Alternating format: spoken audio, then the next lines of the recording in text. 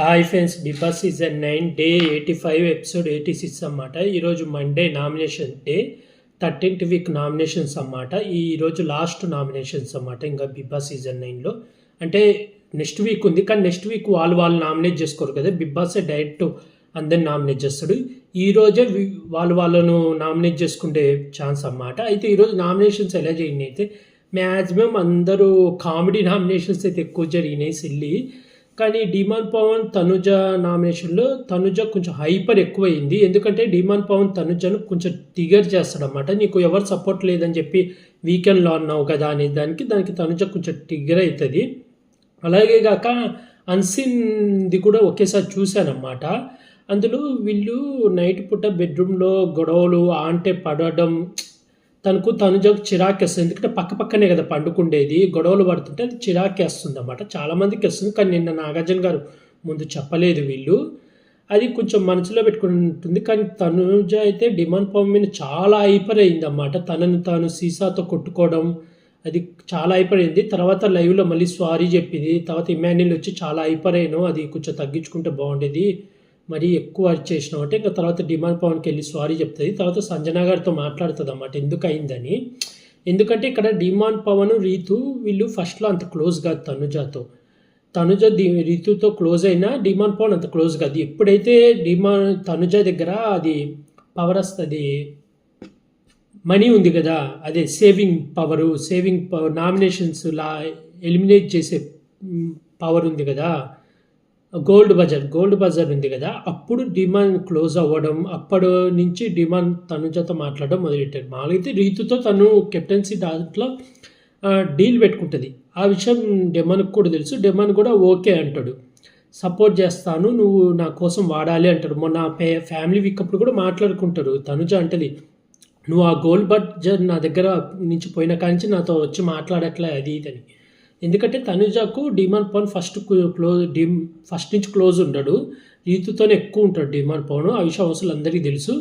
అయితే ఆ గోల్డ్ బజార్ వచ్చినాక రీతుకు వాడతా అని వీళ్ళిద్దరు కండిషన్ పెట్టుకుంటారు. ఆ విషయం డెమన్కి కూడా తెలుసు. డెమన్ కూడా వచ్చి మాట్లాడుతుంటాడు క్లోజ్గా.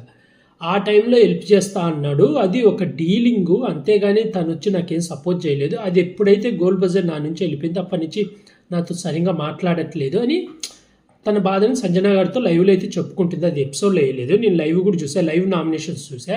ఇంకా నామినేషన్ ప్రాసెస్ వచ్చి సీసా తల మీద పగలగొట్టడం. ఇమాన్యుల్ అయితే నామినేట్ అవ్వలేదు.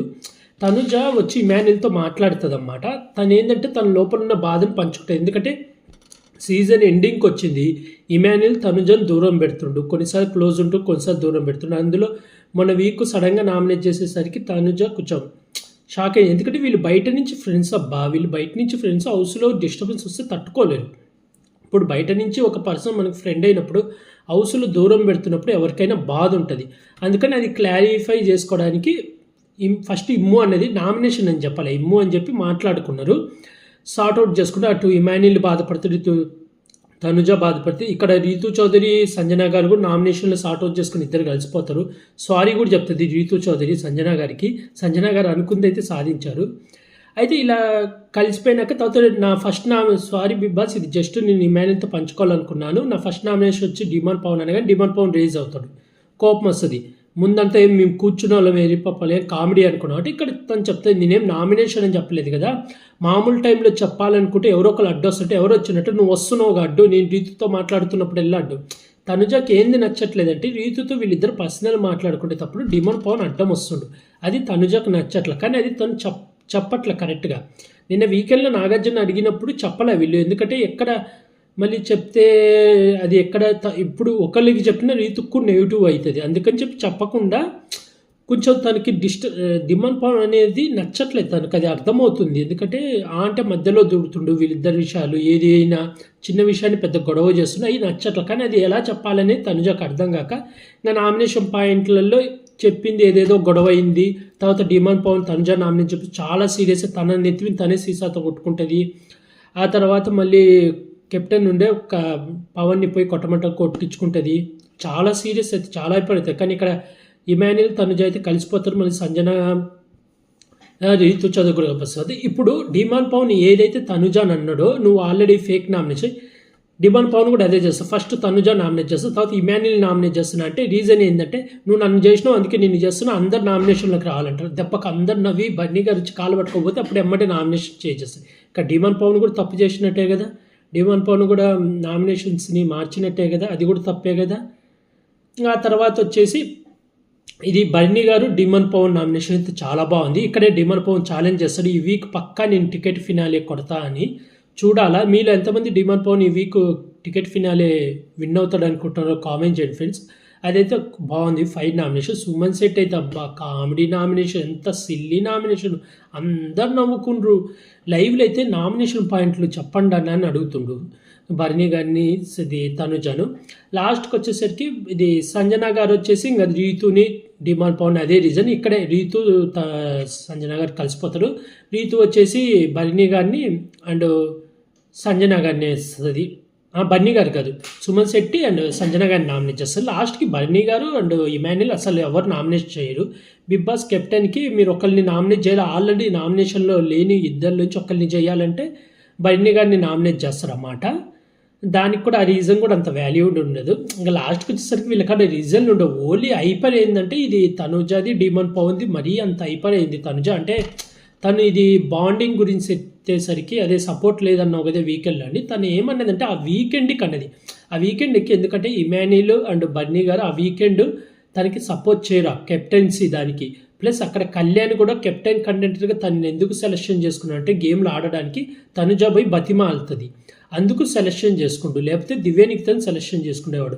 అది తను చెప్పాలనుకున్న విషయం అన్నమాట. కానీ క్లారిటీగా చెప్పలేదు, ఎపిసోడ్లో మనకు క్లారిటీగా వేయలేదు. దాంతో అందరూ సెల్ఫిష్ అది ఇదని మాట్లాడుతున్నారు. ఇక డిమాండ్ పవన్ అండ్ తనుజ దగ్గర అయితే వారైతే చాలా బాగా అయింది, అంటే కొంచెం ఎక్కువ సీసా పగలు కొట్టుకోమని అదంతా.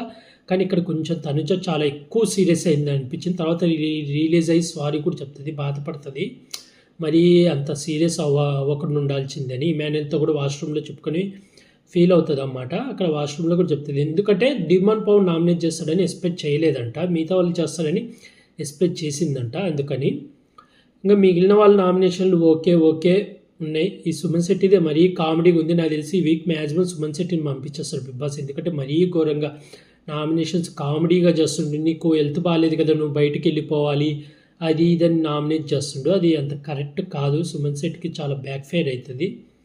ఇంకా డిమాండ్ పవన్ తనుజ దగ్గర అయితే ఓకే బాగా చేశాడు. తర్వాత మళ్ళీ సంజన గారి దగ్గర అదే పాత పాయింట్ తీసుకొని వచ్చి చేశాడు.